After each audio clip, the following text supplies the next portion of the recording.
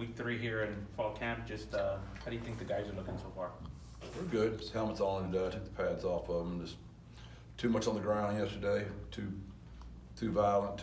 Just too much. So that'll tickle them off real good to take the pads off of them. But we got to learn how to practice steps. First time we've been on the ground too much yesterday. So just trying to take care of my guys. Got to make sure I get them to the season. We've had an unbelievable camp. Been very physical. But yesterday was just too many guys on the ground. Is that just guys getting excited about the season getting closer, or what leads to that?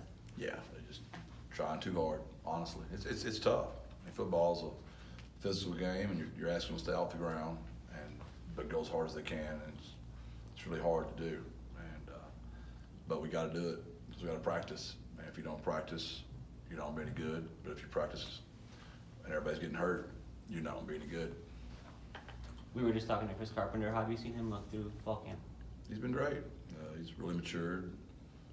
Shows up, does what he's supposed to do. I mean, it's most of them do, but he's been an example of one of those guys that does, and he's really changed his life, and he's a guy we all count on now. You hear him talk about like his life story is kind of more than football around here sometimes.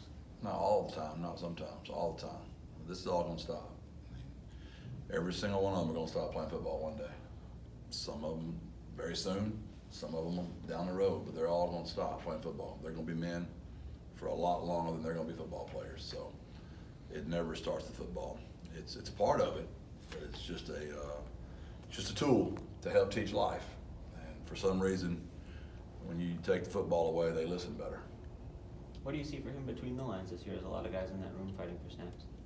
I think we're deep. We'll rotate a lot of players in and out. Obviously, he'll be good in the special teams as well. He, with so many of your other players, have got sons, daughters.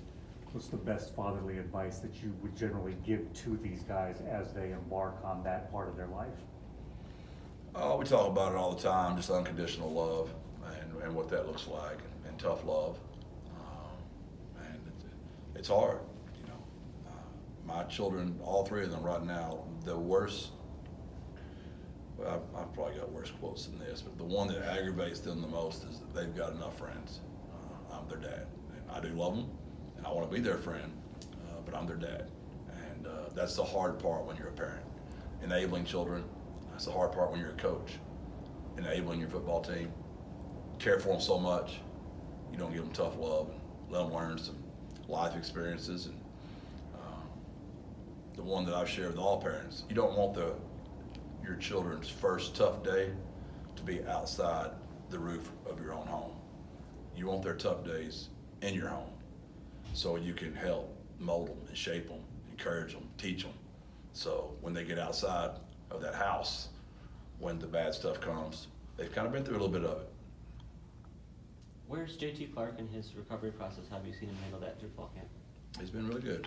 Got a great attitude. We've seen signs of encouragement, but he's still not out there with us yet.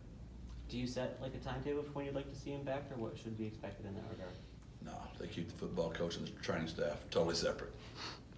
From a mental standpoint, I know it's probably a difficult deal going through as significant of a setback as he had. How have you seen him handle it on that side, the mental part of it? Yeah, way better. I can tell he's more hopeful. He's more encouraged about the second surgery. He never felt good about it last year, and he's felt good about this one this entire time. What does it mean that he hasn't played in however long it's been, and he still got voted as one of the top single-digit guys? Yeah, he's got an unbelievable respect. I mean, he's here every day. He has a great attitude. He's in the meetings. He's very much a part of this team, as was Mekhi Hart, who hasn't played in 2 years either. And they both have the exact same kind of vote production. Doesn't surprise me at all. They're very unique men. You guys did a penalty shootout with the women's soccer team the other day, and you got to try a penalty kick. What were your thoughts on that, and did Coach Pittman have advice for you on your shooting? No, there's no advice for someone that's that bad, other than don't try this again. You know, it's just, I felt very inadequate, to say the least. So are you and Claunch going to start a game of horse or something I'd for fare basketball? better in horse. The old 10,000 hour rule in basketball is much closer to me than the 10-second rule of me practicing soccer. I honestly asked Luke Turner, who's on my staff. His father Matt and I coached him and Jordan when they were on the Locomotives. I think they were 5 years old. A little purple soccer team in Jacksonville, Texas. And Luke said, I thought the last time you kicked a soccer ball was when you coached him in the Locomotives. Now I know that was the last time you kicked a soccer ball. Jeff, we saw the single-digit group unveiled, and C.J. James was in there. I think it's the first time a newcomer has earned that. How did he sort of stand out in that way? He's just bought in immediately and been here. And I'll say this, we had 7 of those guys who were very close to getting in. We brought in some fantastic young men. They're good people. I hate it for them because I know if they'd been here longer, they'd be in single digits. It's just they haven't been here long enough. But we really brought in 7 guys that could have easily been in, and we're close. But CJ did get in. What are the expectations for him on the field? It seems like he's been in the mix from the day he got here. Yeah, that'll be up to him. You know, he was a good football player, and we got him, and he's continuing to get better. And we'll see. You know, I haven't coached him in a game yet. I tease him all the time. You just practice so you can get to the game, screw it all up, and then get them good. We talked to him at media day. He mentioned that there might have been a spell where he was kind of thinking a little bit about himself and then had to pour more into the team. Was there any process with that, or have you seen him sort of? Yeah, our culture is uniquely different, and I could tell that wasn't his thing early. But he's all in now. He's all in. We do things different. Some people talk about culture. You know, we live it. It really is a way of life around here, and you know, ultimately it's up to the player to do it. But we've got so many players that. You know, being a single-digit guy is not just being trustworthy. You got to be trustworthy to earn the vote, but you have to extend trust. You've got to go extend trust to your fellow teammates. We got to bring guys along with us. We're not going to win any games with just the single-digit guys. That's never going to work. It's those guys' jobs to go and trust responsibility, power to their teammates that have earned that trust.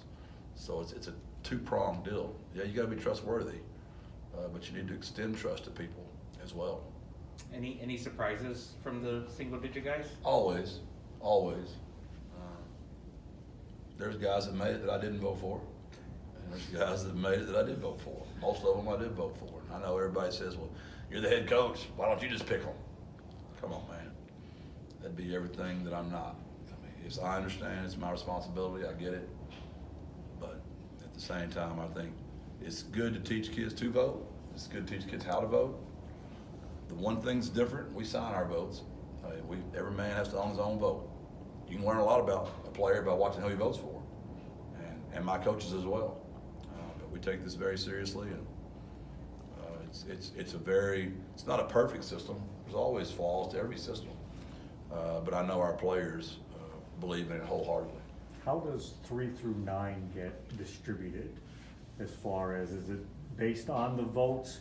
Because obviously you only got 1 5, you only got 1 6. So would those have been reserved for like the offensive linemen that obviously can't switch numbers, or how does all of that pan out? Whoever gets the 4th most vote gets the pick of 3 through 9. Oh, okay. 5th most votes. Some of them still have, like Danye got he got the 4th most votes, but he didn't want to move out of the 7.